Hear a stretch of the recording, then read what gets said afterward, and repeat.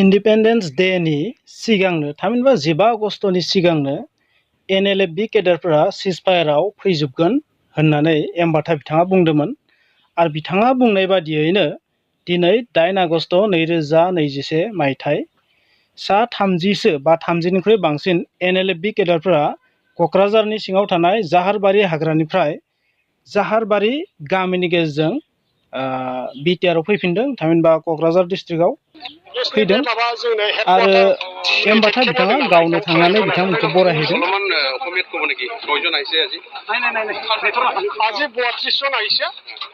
আৰু আহি থাকিব এতিয়া আমাৰ ডিজিনেটেড কেম্পত লৈ যাব যি বস্তু আছে এইবিলাক আহি আছে আৰু বাকী বাকী আহি থাকিব 15 আগষ্টৰ আগত আহিব নেকি 15 আগষ্টৰ আগত আমাৰ এইফালেতো কোকৰাঝাৰ কেম্পটো ক্লিয়াৰ হ'ব ওদালগুৰিত কেম্পটো ফাইনেল হোৱা নাই হিচাপত ওদালগুৰিটো পাছত কৰিব মানে আলোচনাটো চলি আছে ৰাইলাইনে চলিগাसिनो दं क'क्राझार बे गौरां माबायाव बाखि फैगोन बे सानथाम सानब्रैनि गेजेराव माखासे फैगोन ओमफ्राय माखासेया 15 आगस्टनि उनावसो जासिगोन। আপনি আগত মঞ্চে করে 200 জন আছে বলে এতিয়ালৈকে মূলটিলে আপোনাক আগত কেজন আহিলে আজি 30 জন এতিয়া বাকি কেইজন আছে আৰু কিমান কেতিয়া আহিব এটো আহি থাকিব আজি 30 জন আহিলে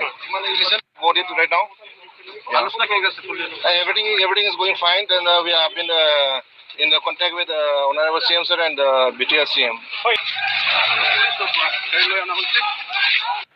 बाथा बिथाङा बुंनाय बादिब्ला माखासे गेदारफोरा 15 आगस्टनि सिगां फैगोन आरो माखासेया 15 आगस्टनि उनावसो सफैसिगोन होननानै बिथाङा फोरमायदों आरो बिथाङा मोनसे बाथ्राखौ फोरमायदों बिथांमोननि केडारफोरा गुबुन गुबुन जायगायाव दङ स' फैनायाव एसे लेट लादों फैगासिनो दं बिथांमोना आरो सरकारा बानायनो हानाय जा डेजिगनेटेड केम्प थागोन बिथांमोना स' आं सानो बे मोनसे जोबोर मोजां स्टेप बिथांमोना बेबायदि मेन स्ट्रिमाव फैनानै सिजफायाराव फैनानै बेबायदि थानायखौ आङो मोजां जादों होननानै बुंगोन। बिथांमोना मोनसे बाथ्रा बुंदों जेब्लासिम बिथांमोननि दाबिया जाफुङा थामहिनबा माखासे बिटिआर सुक्तिनि